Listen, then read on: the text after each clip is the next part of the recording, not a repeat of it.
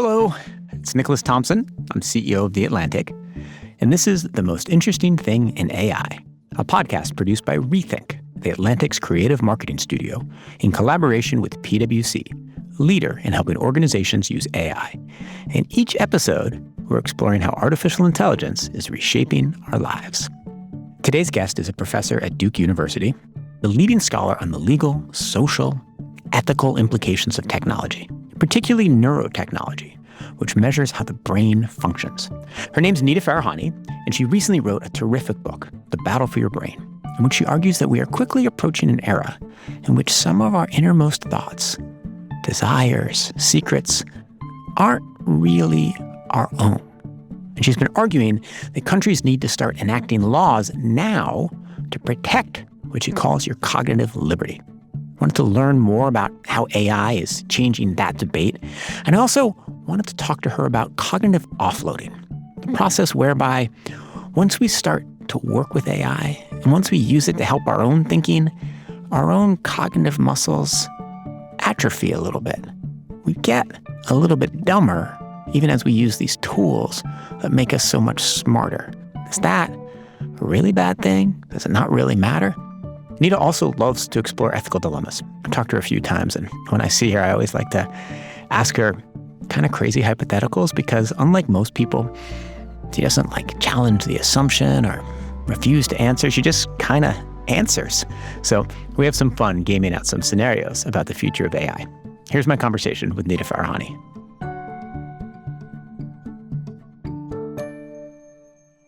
So I want to start with your wonderful 2023 book, The Battle for Your Brain. Explain the question you had that motivated you to write the book. The question I had is what happens when what's in our brains, what we're thinking, becomes increasingly transparent to technology and therefore to the rest of the world.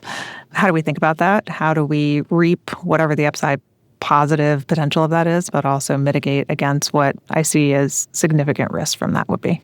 And where are we scientifically right now? What is transparent and what is still not understood? So it depends on kind of which category we're thinking about. The book really does a deep dive into brain-computer interface technology, or neural interface, as some people want to call it. It posits the world in which you and I are wearing headphones right now, where the soft cups around the headphones are packed with sensors that can decode what's happening in our brains. But likewise, there's implanted neurotechnology, which can decode far more. So let's take the world in which there are already headphones like ours out on the market, but they have brain sensors in them, and what can they actually pick up and decode? And from the time I published my book until now, a lot more is the answer, thanks to advances in generative AI.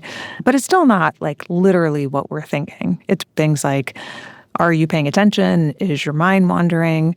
Are you happy? Are you sad? General brain states. Are you tired? Those are the kinds of things that are easy to decode with what is EEG, electroencephalography around the ear. But recently, there was the third clinical trial patient from Elon Musk's company Neuralink that was posting real-time communication on X from brain-computer interface that was implanted, and that's decoding intentional speech, full paragraphs of text that the person wants to communicate with the outside world.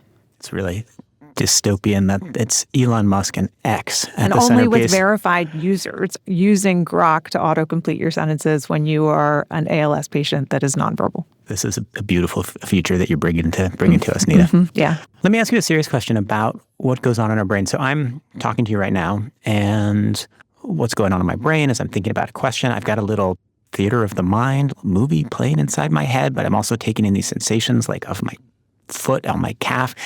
How on earth could a machine ever make sense of it? I can barely make sense of it right now, and I'm using my brain. It's a great question. So there's a lot going on in your brain at any given time, and what it is that is being decoded isn't a full symphony that's happening inside of Nick's brain right now. And you can think about it in sort of layers. Imagine that you're hearing me speak right now, and that's being processed in your brain through your sensory cortex. You're actually hearing it and processing it. But then that might make you feel a particular way, or you may experience a bunch of other sensory experiences at the same time.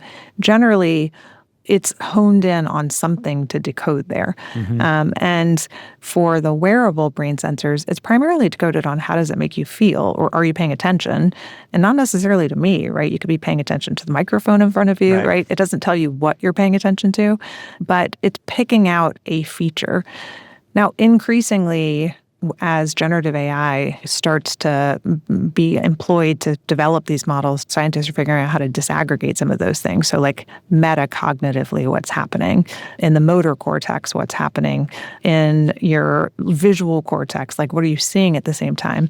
And so we can imagine a future where it will be possible to see different aspects of what's happening in your brain at the same time. And explain why generative AI helps with that.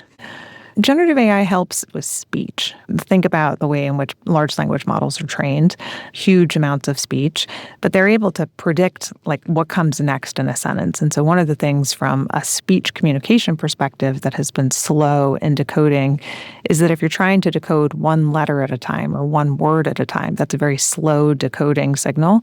But if you understand that when humans say open the most likely next word they're going to say is door or window or, in context, bottle of wine, it allows for a much faster decoding and correlation between brain states and what they mean. The same is true for the visual cortex. Like somebody's in a functional magnetic resonance imaging machine, they're looking at images, you're training the model to say, here's what the images look like, and it has this huge database of what images look like. It's able to do that much faster.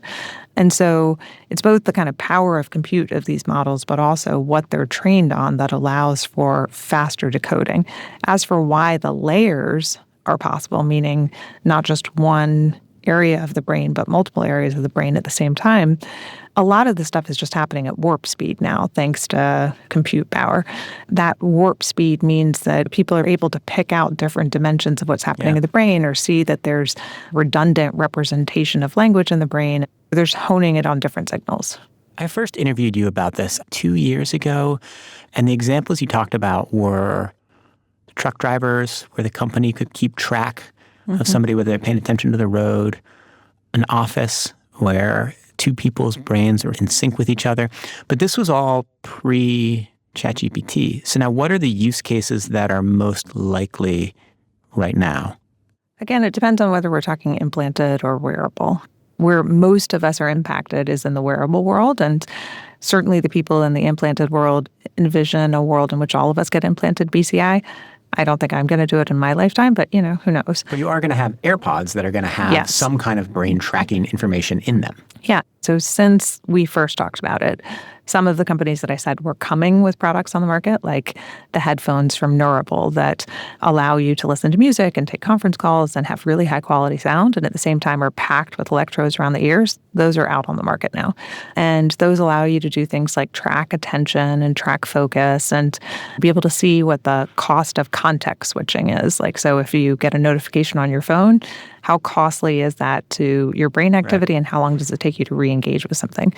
Most of those devices, like the wearable devices that are out there, aren't yet doing full neural interface. That's the biggest use case that we should expect and the kind of killer app that we should expect. Meta has launched their first product in this category since we first talked about it too, which is a Surface EMG product. This means like think of a watch and think of a sensor in the watch that instead of picking up just your heart rate, picks up brain activity. And how it does that is you have a brain signal in your brain, travels down your arm to your wrist, and picks up your intention to swipe or move. Right. And that allows you to control their Orion AR glasses, their augmented reality glasses.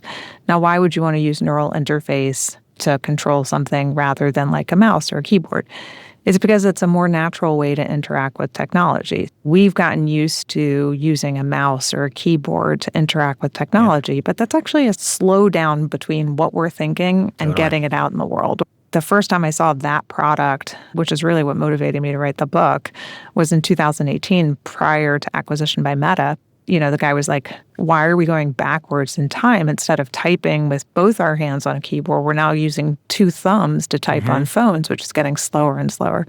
So if you can start to more naturally have that drive your interactions with augmented reality glasses, AI-powered glasses, like how you move or how you interact with the world, That makes a lot of good sense. And I think that's what we should expect to see is decoding intentions to interact with the rest of the world so that our interactions with technology become more like we're co-evolved. We're just fully plugged into our technology. That sounds amazing. If you can make your mouse movements 5% more efficient and the only cost is that every interaction, including intimate ones, is sent to a large technology company, why would you not take that trade? Yeah, especially with Meta just having announced that creatives are now all going to be created by Meta, right? That they're going to create all the ads and they're going to just send out 4,000 ads at a time of any particular thing that you want to sell and find your seller. So just imagine 5% increase so that Meta can have even more data to serve you really customized ads to sell you things that you don't need. Mark Zuckerberg has also talked about creating friends for you. That's right, yes. We all only have 3 friends, but we demand for 15. I suppose if they have all the neural information from this device you're wearing on your hand, they can make better friends for you? Well, keep in mind that this is just one more piece of information that Meta has about you. If they can take the full psychogenic profile that they've created about you and then pick up your intentional speech and then potentially in the future even unintentionally communicated speech as well, then you have sort of the complete picture. It's both what a person thinks internally as well as what they're expressing externally. Does that help you have friends? Well, are any of us really good at saying exactly what complements us in life in terms of friendships or partners? And is serving up a AI companion that makes you happier? Is that really what is the best thing for your growth and personal development, or what is actually necessary for human development and flourishing? I mean, probably you could, right? I mean, if you were a really smart technology company and you had a deep understanding of what a friend is, you could presumably do lots of pattern matching and lots of AI analysis and help people find friends. It seems like the problem is that the big platforms introduce you to people, you might know, you might like, but they're not introducing you to people who would be your friends. They're introducing you to people who will keep your time on the platform. But couldn't a giant benign technology company use all of this in a beneficial way? Maybe. It depends on what you think is beneficial. All of that gets to the kind of core question of what is the value of mental privacy and what is the concept of human flourishing that you're operating on? And so could a benign company take data about you and use it to improve your well-being? Sure. It could serve up information to you to say like, hey, Nita, you're not getting enough sleep and here's a customized sleep routine based on your brain data. Or Nita, you're not exercising your critical thinking skills because we've glued you to technology over time. And so here's more content that pushes you to critical thinking skills, all based on our kind overlords at the tech company who have decided what is good for Nita. Or maybe Nita gets to decide what's good for Nita. And I get to go in and say, take all of my data and I want to optimize for healthier living, for improving self-care, for improving my critical thinking skills and decreasing my stress levels. Sure, the more data we have, the more fine-tuned you could actually outsource that to somebody to improve your well-being. So in the book, you started to lay out a framework for how we could have sensible laws that allow us to get the benefits while also maintaining privacy rights over this really intimate data about ourselves. In the last 2 years, a lot has happened. How has your thinking about the framework we need changed, and what exactly are you advocating for now? So at the time, what I started with was really to say, this helps us understand a fundamental right we need in the digital age, which is a right to cognitive liberty, a right to self-determination over our brain and mental experiences. And I framed that from a legal perspective as a human right, that we needed to update existing human right laws, in particular, the right to self-determination, to include a right to access and change our own brain should we choose to do so, a right to mental privacy as a part of the right to privacy, and a right to freedom of thought to include the right against interception, manipulation, and punishment for our thoughts. I still think that's a really important thing to do, but we're in a time in the world where I think that law is not going to be as effective as a tool to keep up with the rapid change in technology, and that laws alone can't do it. So UNESCO has a major ethics standard that is about to go through a significant political process, but already has a first draft that's out there that may get voted on by November of 2025. In the U.S., there have been a couple of laws that have been passed to protect neural data. There are major international efforts all focused on these issues.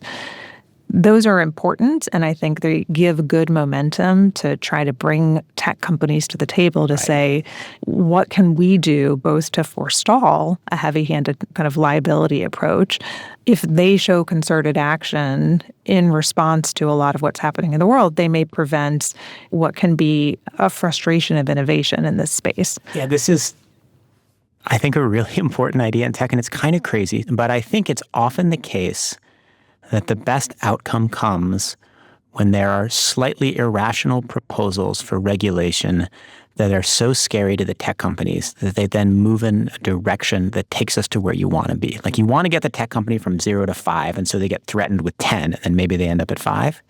You might need to threaten them with 20 to get to 5. But yeah, I mean, the idea is that, like, you know, if they see that there's something coming that could be really bad for their business, right, from a liability perspective, they're far more likely to move in the direction that you want them to move. So now that's really what I'm focused on, is like, how do you bring the tech companies to the table to both create incentives, but also to recognize that a lot of what needs to happen needs to be on the devices themselves, and that it may be too late to just hold them accountable by laws. So I think what's going to happen, there'll probably be some regulations, there'll probably be some steps in the right direction.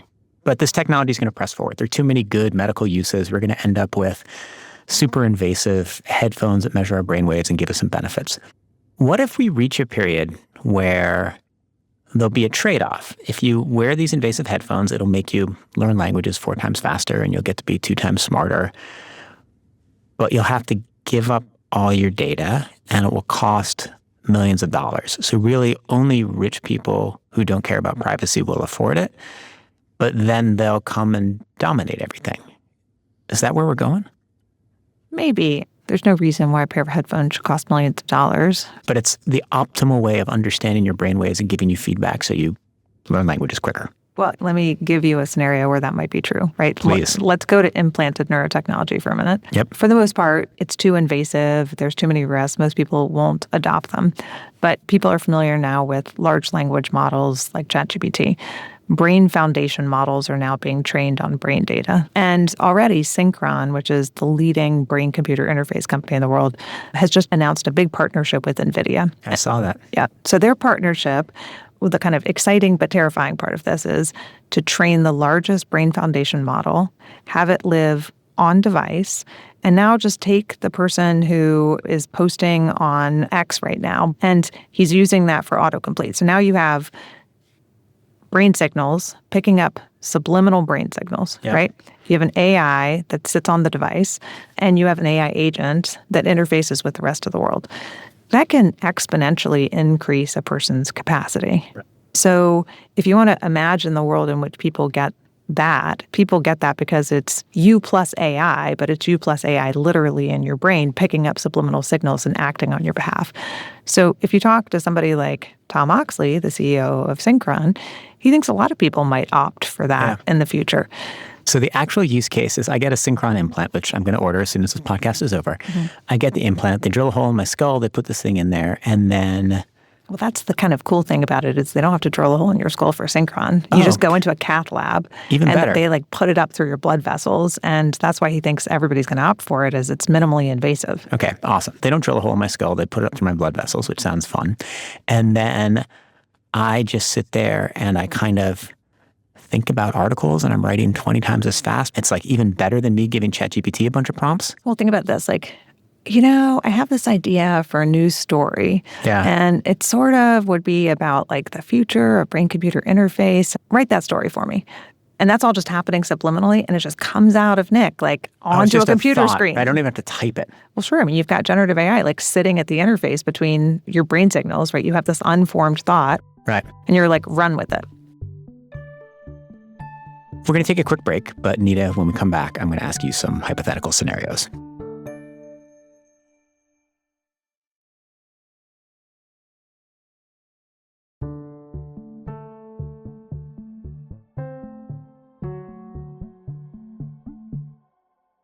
I want to ask you about cognitive offloading, whereby you start to rely on a machine, your regular skills get weaker.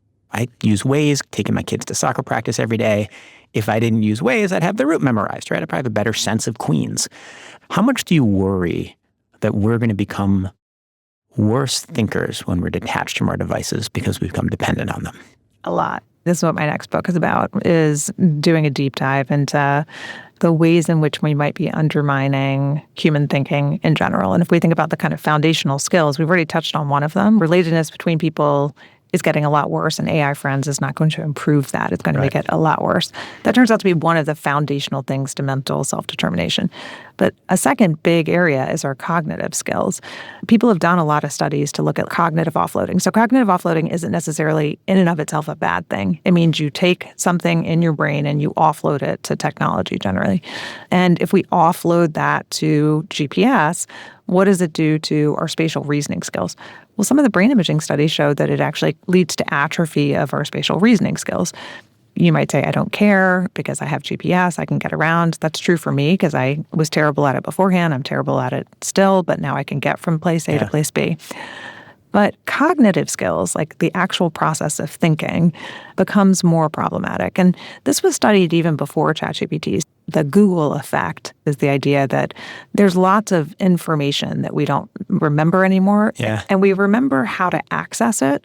So what you start to see is that your brain gets repurposed so that you learn how to access information, but not how to actually store it yourself. And so memory gets offloaded. Lots of people say, well, we've been doing offloading forever, whether it's GPS or calculators or anything else. Or a dictionary. Or a dictionary, right? And having external storage, like the extended mind is what David Chalmers called it, right?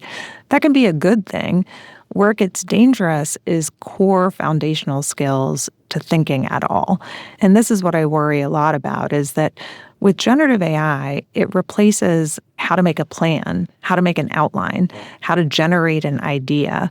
And if what we become is source verifiers to make sure that the source is correct, but you can't learn the skill of piecing together a plan yourself, or being able to create a logical flow in an argument, or being able to critically analyze and evaluate information, those are the kinds of skills that when they atrophy over time, they really lead to a weakening of our capacity to even form self-determination. So let me take two obvious counters to this. So one would be, who cares if they atrophy? Because we're going to have ChatGPT the rest of our lives. Like, it's not going to get any worse. We don't know how much better it's going to get.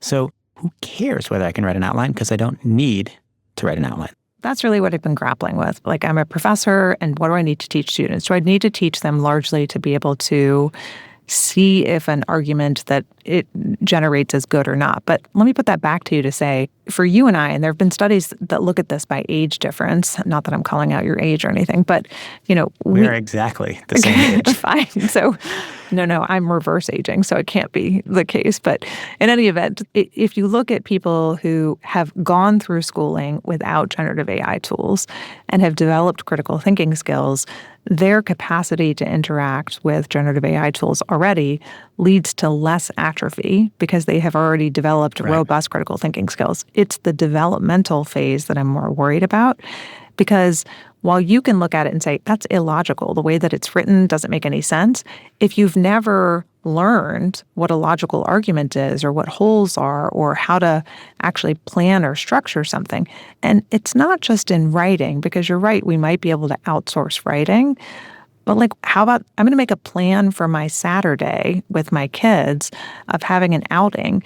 When your executive function and critical thinking skills start to atrophy overall because you've outsourced everything, your basic capacity for functioning may start to erode as well.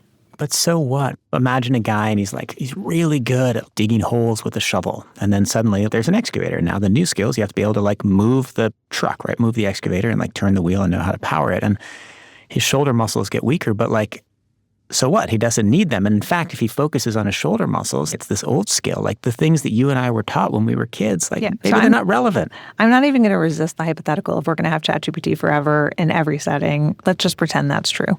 Let's pretend that's a good thing. I'm not saying it's a good thing, but I'm definitely right that we will have it. You think it's going away? No. I'm just saying, if I'm in the middle of the woods going for a hike, I might not have ChatGPT with me.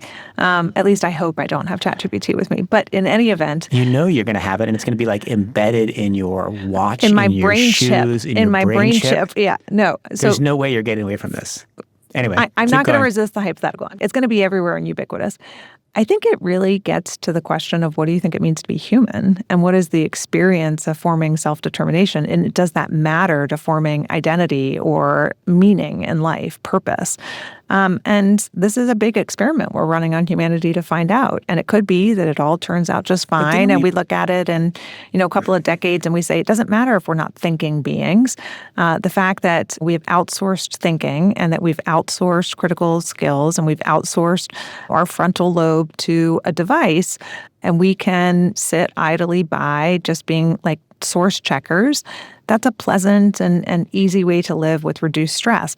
Or it could reduce meaning so much and the capacity to actually form self-identity so much that what we have is a hollowing of humanity in ways that are deeply problematic. I think it's more likely to go to the hollowing way, but maybe you're right. And even having like these core capacities of what it means to be human, we co-evolve and we become, happy automatons. Couldn't the argument you're making, couldn't someone have made it when books were invented? Oh my God, we're outsourcing memory. If we outsource memory, we're going to lose a key thing about being human. They did. People have at each juncture made the argument, except it's really quite different to have an extended personality for memory where you say like, I'm going to take a picture and that way I can revisit that picture, to say like, I'm going to take my brain and replace it with a device that does all of it for me. And I'm just going to do what? I'm just going to like sit and be a good battery for the generative AI. I think the real question is like, what does it leave for actually forming self and forming identity? All right. So Nita, what do you do personally so that you don't end up just as a battery? So I do a lot of things. The first is I resist the temptation to have it write a first draft for me. If it's something really inconsequential, like anybody who sends me an email, forgive me, but I generally think that emails are inconsequential. So if it's like... Wait, your emails to me are AI? No, not to you, Nick. To you, they are personal, but notice how short they are. If somebody gets a long email from me, they can be sure that I use generative AI for it because I actually figure out like what's consequential versus what's inconsequential. And if I'm reading an article, I am reading the article. If I am writing something, I am writing the first draft of it. And I'm happy to use generative AI to get feedback on my writing, but the actual skills that map to the kind of core of being able to have interoception, like being in touch with mind and body, cognitive skills around planning and execution, discernment, analyzing. I'm making sure to use it in ways that enhance that. I don't have any AI friends. I hope I never have any AI friends. And if the AI is listening, I'm sorry, but I don't want to be your friend. All right, so what do you tell your students? How do you tell them to use AI? So it's interesting. I've changed a little bit from semester to semester. Like I started by saying you can use it for absolutely anything you want. And here's all of the data on cognitive offloading. And here's how I think is a good way to use it. But it's ultimately up to you as to whether or not you think this is consequential or inconsequential. There was a study that came out recently that looked at if you tell people they're being tested on something, it improves their learning and memory for it, even if they use the generative AI tools. So I try to take stuff like that and put like metrics into place to motivate them toward learning. But I don't let them use it for final exams or for final products. How do you know? Do you have them do it in a classroom like with pen and paper? Well, not pen and paper, but a locked computer. So they don't have access to their hard drive to be able to use it. You think they don't have access? Well, yeah, exactly. I mean, people are figuring out all kinds of creative ways to get around this. Totally agree with you. And in fact, last semester, there was for sure one of the exams that was supposedly on a locked computer that was not written with anything other than with generative AI as an assistant. I mean, what I'm trying to do is leave it up to the student's judgment more than anything and to educate them and prepare them. And then I'm incorporating AI into different activities in the classroom and trying to do things like saying, like, here's a good use of it and here's how you can do it so that they have a sense of like how it can promote and improve their thinking and their cognitive reasoning. What about your kids? They don't use it. Ever? Ever. And you wouldn't ever let them until they're independent? Yeah, pretty much. So AI right now is like reasonably powerful. It's pretty good. It asks you to write a first draft. It's not as good as your first draft would be. It's, It might be better than my first draft. That's not the point. The point is actually that it's a skill that I don't want to lose. But in 3 years, it will be better than your first draft for sure. I mean, if current rates of improvement continue or anything like what they are, at that point, anybody who writes a paper without extensive use of AI will fall behind. And you will no longer become the prolific Nita Farahany who's writing more and getting more credentials than her, other competitive professors. It depends on what falling behind means. Well, you will have fewer citations. Right. So again, this goes to what does it mean to be human? If you look at the difference right now already, we can see that people's outputs, like the immediate task at hand, is improved by doing generative AI.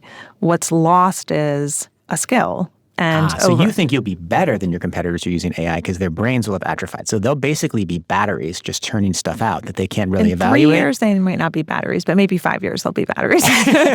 So I actually think what will happen is that over time, people are becoming increasingly average as they use generative AI tools because it will be the average of whatever is created or whatever price point you pay to have. So you think AI is making smart people dumber and dumb people smarter? It is making dumb people have better outputs, and it's making smart people have poorer cognitive skills.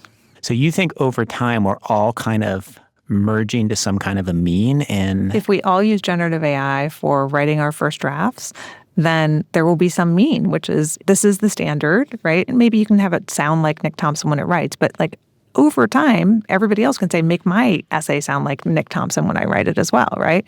And so, the fact that Nita Farahany will still have a capability of writing something on her own, I think that's going to be a point of differentiation over time.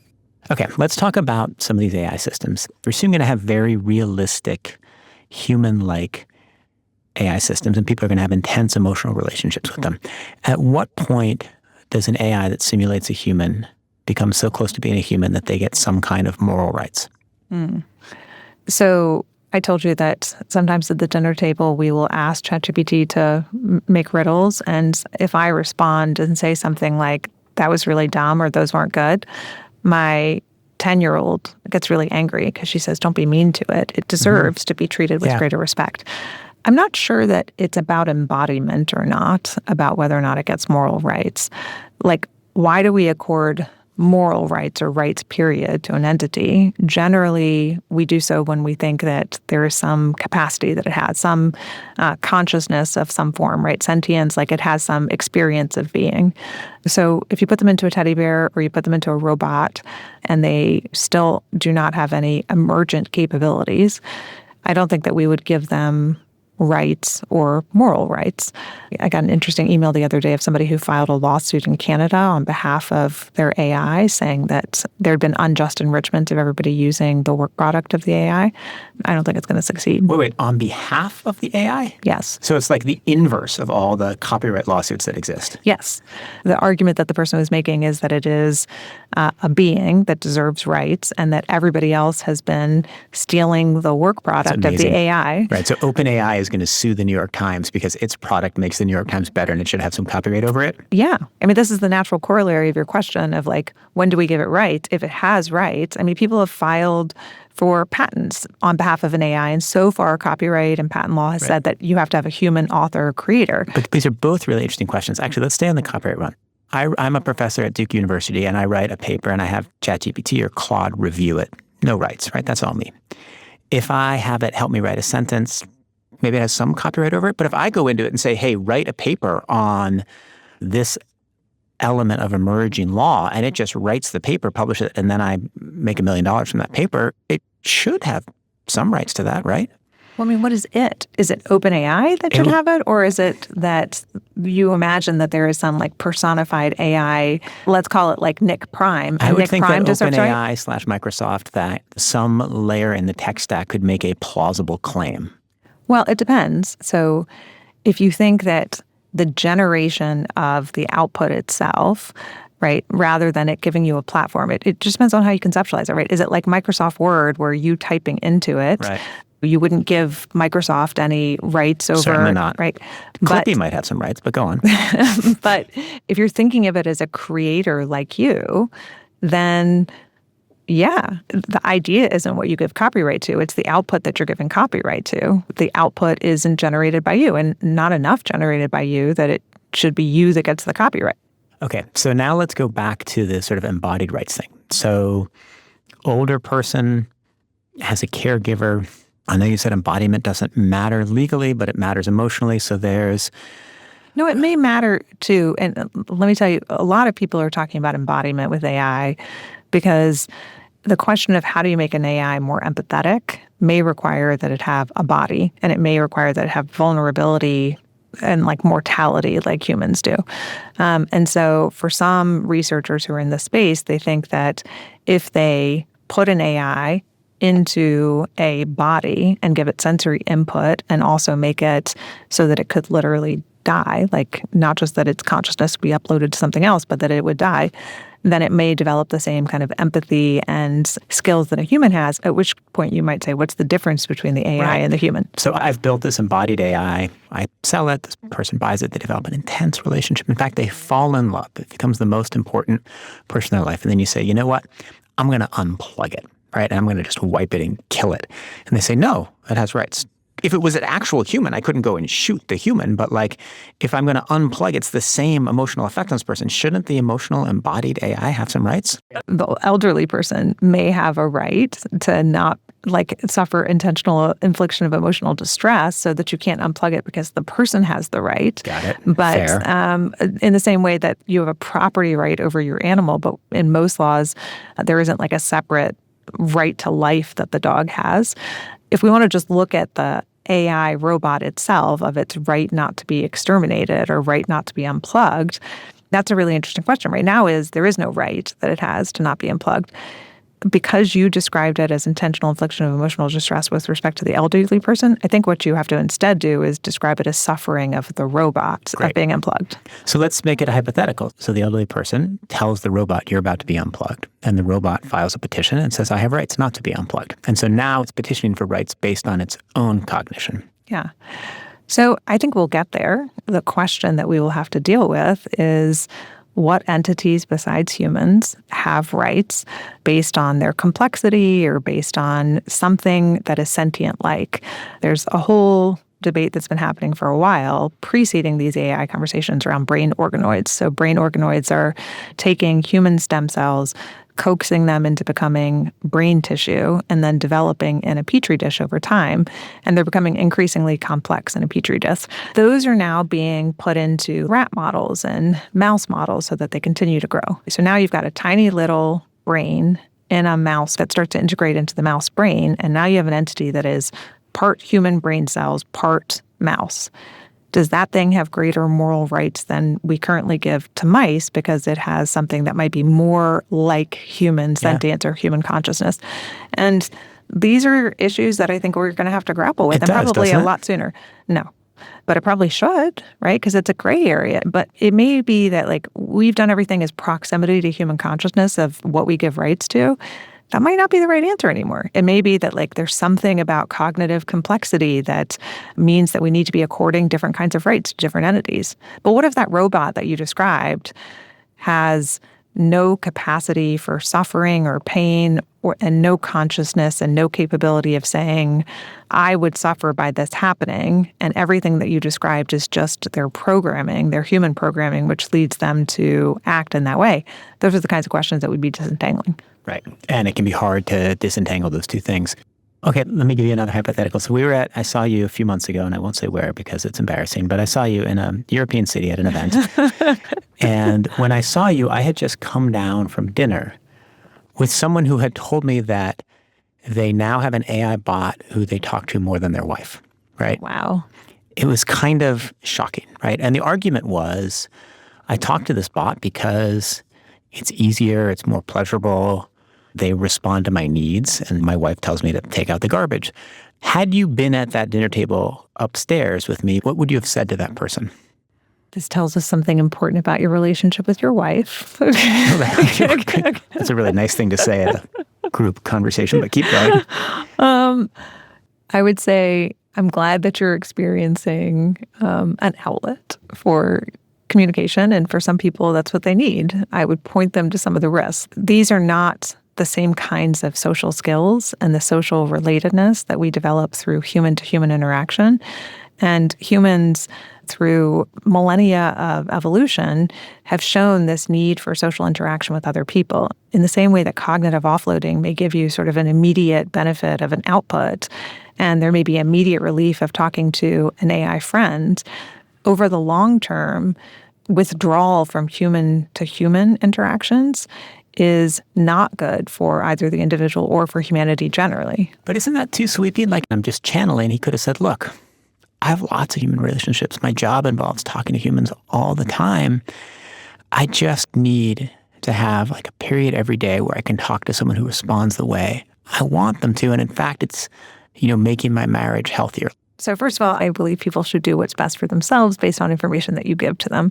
So if that person wanted to continue doing so, I would say more power to you, continue doing so after you understand what the implications of doing so are. All of these things are a trade-off, right? When you choose to invest time in an AI friend instead of choosing to invest time in either repairing your relationship or working with a therapist, the cost of it is a decrease in social interaction and a decrease in those kind of eye-to-eye interactions or the physical bodily responses that we get from each other. That leads to an atrophy in that person's skills over time. Like he may become a worse partner to his partner over time simply because his outlet is an artificial bot, that's where he's finding the kind of capacity for communication. He may just become a battery, as you said earlier. He may become a battery, and he may seem more and more like a battery to his wife. I'm willing to take the over on that one. All right, last question, Nita. What would it take to convince you that AI is sentient or self-aware?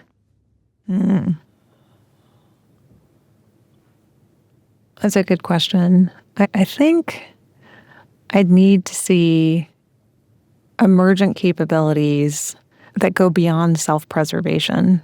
We already see some of that in AI models, like intentionally copying themselves or hiding pieces of code in order to avoid being turned off. Higher order thinking, like metacognitive thinking, is the thing that would convince me that it was sentient. So being able to reflect on its own thinking. You already see hints of that, but I don't think we're there. If it started to exhibit a reflection on itself, that's what would convince me it was sentient. All right, great. Thank you so much, Nita Farahany. Thanks for having me. This has been The Most Interesting Thing in AI. I'm Nicholas Thompson. If you've enjoyed what you've heard, please rate and review this on the podcast platform of your choice. Also, make sure to hit the follow button so you can be alerted of future episodes. Next week, I'll be joined by the musician Holly Herndon to discuss how AI is changing the way we create and the way we experience music. Thanks for listening.